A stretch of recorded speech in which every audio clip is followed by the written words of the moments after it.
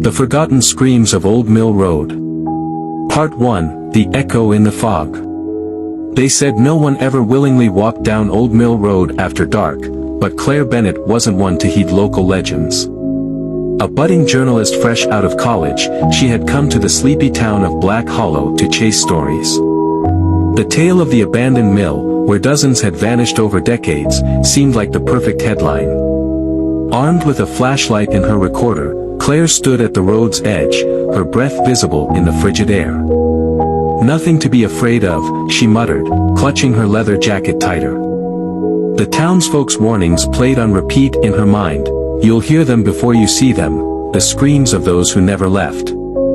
She pressed forward, her boots crunching against gravel. The fog seemed alive, twisting and curling around her like ghostly fingers. Every step she took felt heavier, as if the road itself resisted her presence. The mill loomed closer, a skeletal remnant of a forgotten era.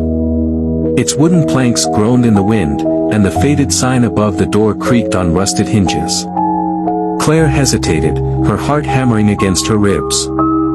The air grew colder, the kind of cold that felt unnatural, almost alive. Then she heard it. A low, guttural sound, neither human nor animal, echoed from the mill. Claire froze, the beam of her flashlight trembling as she pointed it toward the noise. "Hello?"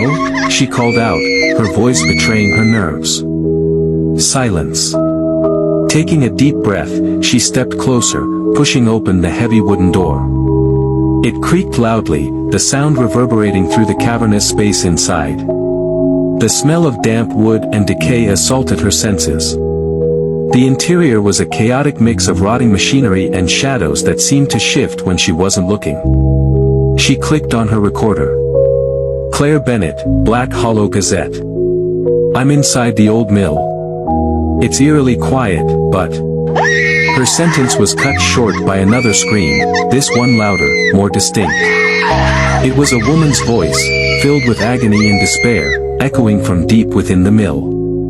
Claire's flashlight flickered. She cursed under her breath, smacking it against her palm. When the light steadied, she noticed something that hadn't been there before: footprints in the dust. Bare footprints, leading further into the darkness. Swallowing her fear, Claire followed the trail, her recorder still running. Each step took her deeper into the mill, where the air felt heavier, almost oppressive. The screams came again, this time closer, sending a shiver down her spine. And then she saw it, a shadow, tall and distorted, standing at the edge of her light's reach. "Who's there?" she demanded, her voice trembling. The shadow didn't move. Instead, it tilted its head, as if studying her. And then, without warning, it rushed toward her, impossibly fast. The flashlight dropped from her hand, plunging her into darkness.